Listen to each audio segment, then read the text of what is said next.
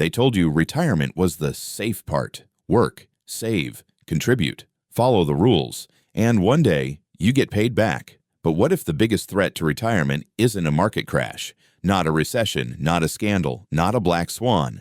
What if the threat is the thing pensions are built on, the safe asset?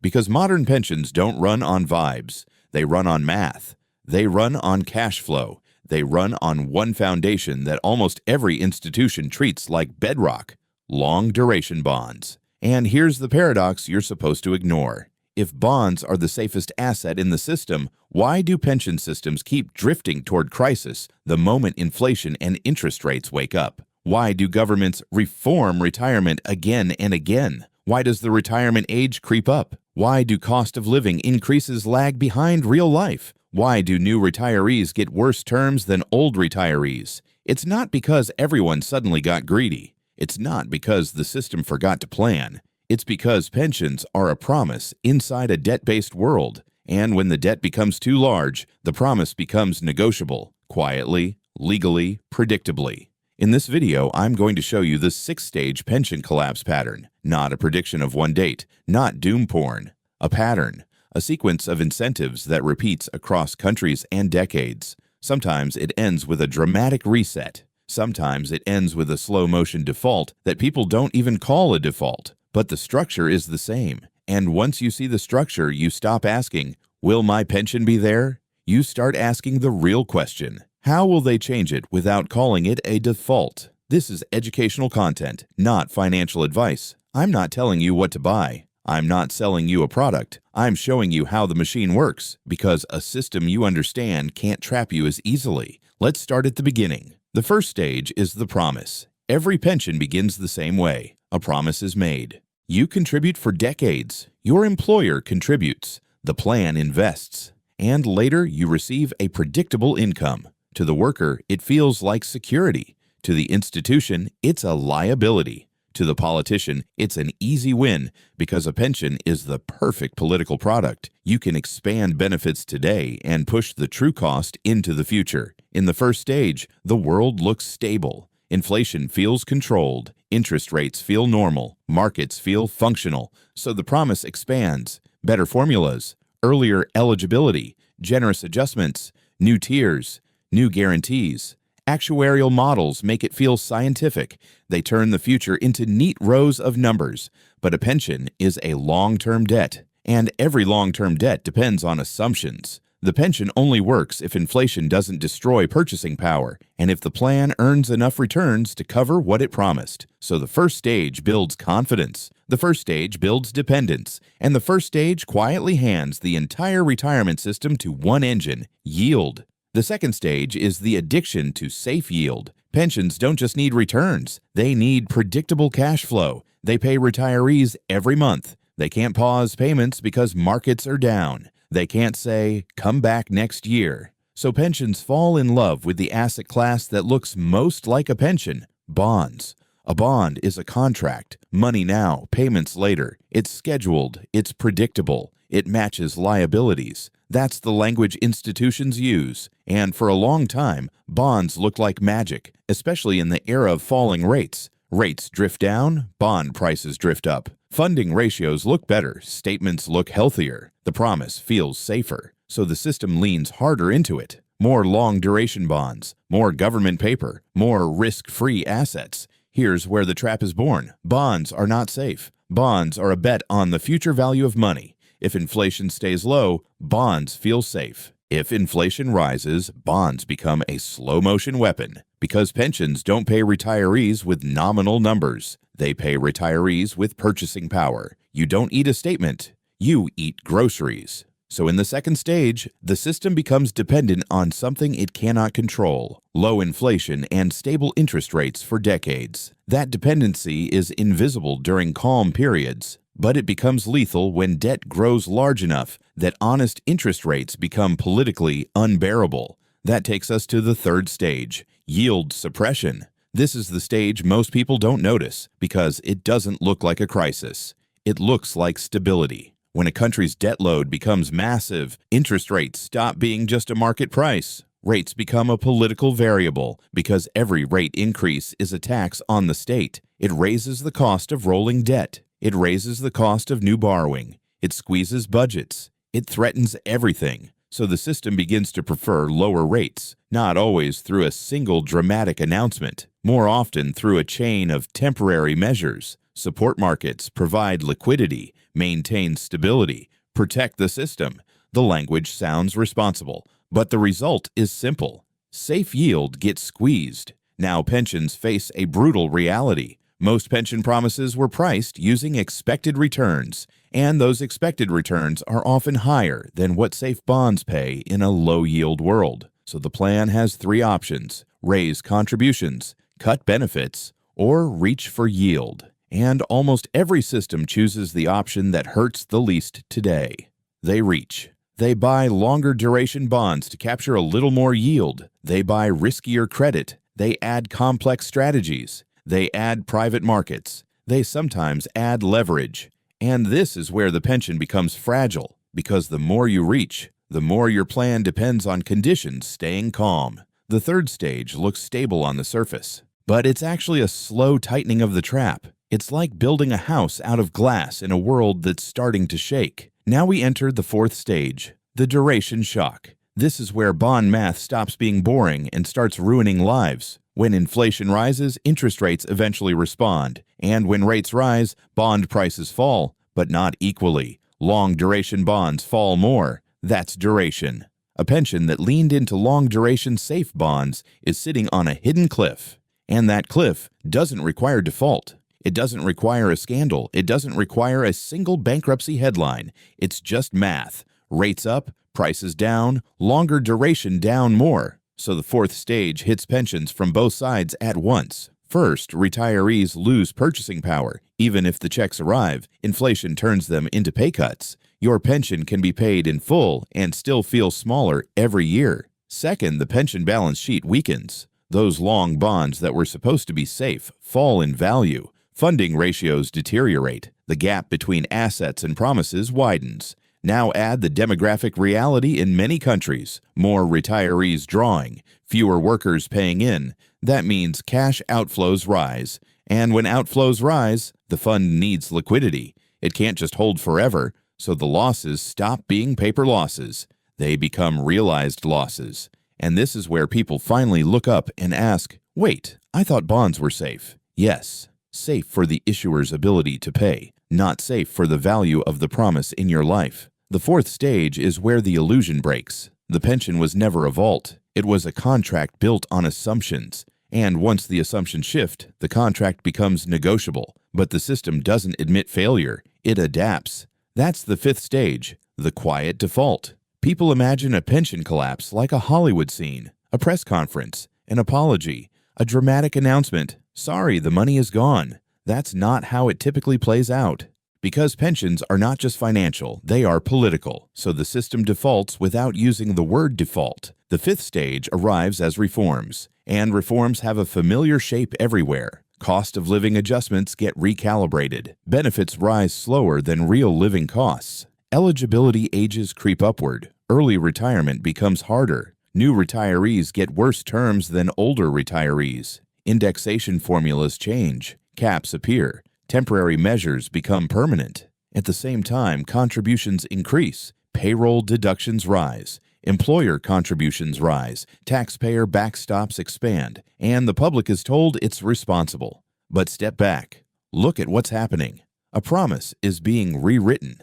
Not by ripping up paper, by changing the interpretation, by changing the rules, by shifting the burden. And this is where the deeper mechanism shows up. High debt makes honest interest rates painful, so the system prefers to keep rates contained. It prefers to keep funding affordable. And when inflation is elevated but yields are controlled, real returns for savers turn weak or negative. That's financial repression. It doesn't require a conspiracy. It's what happens when the system's survival requires cheap funding. And who pays for cheap funding? Anyone trapped in fixed income, retirees, pensions, cash savers. Now let's slow down and make the safe bonds trap concrete, because this is where most people get fooled. When someone says bonds are safe, they usually mean one narrow thing: the issuer will probably keep paying. But pensions don't live inside that narrow definition of safe. A pension has one job: turn financial assets into real purchasing power every month for decades for millions of people. And the thing that breaks that translation is duration.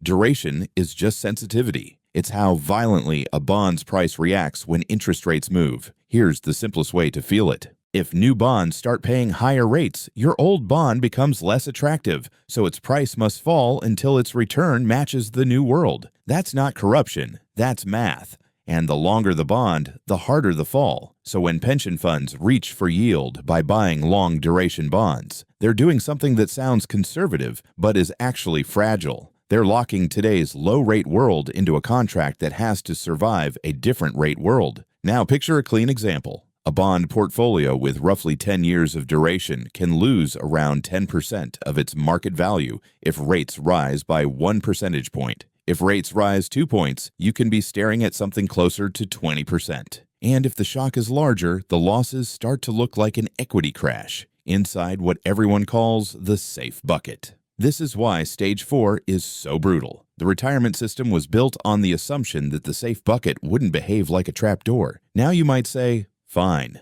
but pensions can just hold the bonds to maturity. That sounds comforting until you remember what a pension actually is. A pension is not a wealthy individual choosing to wait. A pension is a machine with monthly outflows. Every month it must pay retirees. Every month it must send checks. Every month it must convert assets into cash. So when bond prices fall during a period when outflows are rising, the fund gets cornered. It has to sell in a bad environment to fund obligations that don't pause. That's when paper losses become realized losses. And notice how quiet this failure can be. No scandal, no bankruptcy headline, no dramatic default, just a slow erosion of funding as the math environment changes. Now connect that to the quiet default, because this is where the pattern becomes political. If the fund falls behind, there are only a few exits: raise contributions, cut benefits, or change the meaning of the promise. And changing the meaning of the promise is what Stage 5 really is. The quiet default is not one decision, it's a toolkit. And the toolkit has the same tools everywhere. One tool is indexation games. Instead of openly cutting benefits, you change how they adjust. You add caps, you add lags, you suspend temporary increases that never fully return. The checks still arrive, but the promise gets diluted year after year. Another tool is eligibility creep. You avoid cutting current retirees as hard because that's politically explosive, so you shift the burden on to future retirees. You raise the retirement age by small increments. You narrow early retirement pathways. You tighten survivor rules. You turn guaranteed into conditional. A third tool is contribution creep. Payroll deductions rise. Employer contributions rise. Healthcare deductions rise. Fees rise. On paper, the pension is protected. In reality, workers pay more for the same or weaker future benefit. That is also a rewrite of the contract, just from the other side. A fourth tool is tier splitting. Older cohorts keep old terms. New cohorts get a new tier with weaker terms. The system avoids revolt by dividing the audience. Over time, the overall promise shrinks without one dramatic announcement. And then there's the tool that ties all of them together: financial repression. In a high-debt world, honest interest rates are painful for the state. True rates make the debt expensive, so the system prefers to keep funding affordable. That creates a world where inflation stays elevated while yields for safe assets are controlled. And when inflation is higher than the yield, the saver loses in real terms. That's the quiet default. Not "we won't pay." We'll pay you in money that buys less. Now here's the question that matters for the viewer. How do you tell where your country is on the pattern? You don't need secret documents. You don't need a conspiracy. You need a checklist. First, are pension outflows rising faster than inflows? More retirees drawing, fewer workers paying in, bigger monthly obligations. When outflows rise, the pension's need for liquidity rises, and liquidity is what turns market moves into real damage. Second, is the system relying on optimistic return assumptions? If a plan needs high returns just to look fine, it isn't stable. It's dependent. Third, is safe yield being squeezed? If safe bonds pay less than the system needs, the system must reach. and reaching increases fragility. Fourth, are reforms becoming normal? If every few years there's a new cap, a new recalibration, a new sustainability act, you are watching Stage 5 unfold in real time. Fifth, are rates and inflation politically sensitive? If policy debates revolve around keeping borrowing affordable, you're watching the system choose survival over savers. And here's the simplest sentence that ties it all together. When debt is small, a country can afford honest money. When debt is huge, honest money becomes painful. So the system chooses pain distribution. It spreads the cost through inflation, through slower adjustments, through reforms, through quiet cuts. It chooses an absorber, and fixed income is always an easy absorber because it can't fight back. It doesn't set prices. It doesn't renegotiate quickly. It just receives what the system decides. That's why pensions sit at the center of this story. Not because pensions are evil, not because retirees deserve it, because the structure makes them vulnerable. And once you see that, the six-stage pattern stops being abstract. A promise expands. The promise becomes dependent on safe yield. Safe yield gets squeezed. A rate and inflation shock exposes duration. The quiet default rewrites the promise. And the reset formalizes what reality already changed. That's the pattern. And if you understand the pattern, you stop waiting for one dramatic headline to warn you. You start watching incentives. Because incentives move first. Headlines move last. Eventually, the gap becomes too large to hide, or the politics become too unstable, or the public stops accepting reform. That's when the sixth stage arrives, the reset. A pension system cannot live forever in slow decay. Eventually, the contract gets reset, and the reset can arrive in three forms. It can be a legal reset, a restructuring, a new tier system, a rewrite of obligations, a formal change in what is promised. It can be an inflation reset. The payments continue, but purchasing power collapses so severely that the promise becomes symbolic. Or it can be a political reset, emergency taxes, extraordinary measures, austerity, or a shift in the entire fiscal framework. And here's the key. Resets are rarely announced as "we failed." They are announced as "we must be responsible." They are framed as modernization, sustainability, fairness, balance. Because the sixth stage is the system admitting the truth it tried to hide for years. The promise was never guaranteed. It was conditional. Conditional on money staying disciplined. Conditional on rates staying friendly. Conditional on the state being able to finance itself honestly. And when those conditions vanish, the contract gets rewritten. Now the question everyone asks is, where are we right now? No one can label a precise stage for every country with perfect certainty. But you don't need perfect certainty to see direction. Ask simple questions. Are demographic pressures getting easier or harder? Is debt shrinking or growing? Is safe yield abundant or suppressed? Is inflation permanently dead or politically inconvenient? If the answers trend the wrong way, the system doesn't need an enemy to move through the stages. It follows incentives. And the incentive in a high-debt world is always the same. Keep funding affordable. Keep the machine running, spread the pain, rename the default, call it reform. That's why this is a pattern. Because the pattern doesn't depend on one leader, it depends on the structure. So what should you take from this? Not panic. Clarity. Stop thinking of pensions as a vault. Start thinking of pensions as a contract. Contracts can be changed. They can be diluted. They can be renegotiated. They can be reinterpreted, especially when the counterparty is a state under financial pressure. And that is why the safe asset is the trap. Because bonds can keep paying while your purchasing power collapses. Because the system can keep honoring the promise while quietly changing what the promise means. Pensions don't usually collapse with a bang. They collapse like paperwork. Slowly, legally, predictably. If you remember only one line from this entire video, remember this. Pensions don't collapse when the market crashes. They collapse when the math of promises meets the politics of debt. And in a high-debt world, the politics usually wins. In the next video, we'll go deeper into the engine behind the third and fifth stages, why the bond market becomes the state's life support, why safe yield turns into policy, and why retirees and savers often pay the bill quietly without realizing it. Because once you see that engine, you'll understand something bigger than pensions. You'll understand how the system chooses an absorber, and the only real defense is seeing the pattern early enough to stop being surprised by it.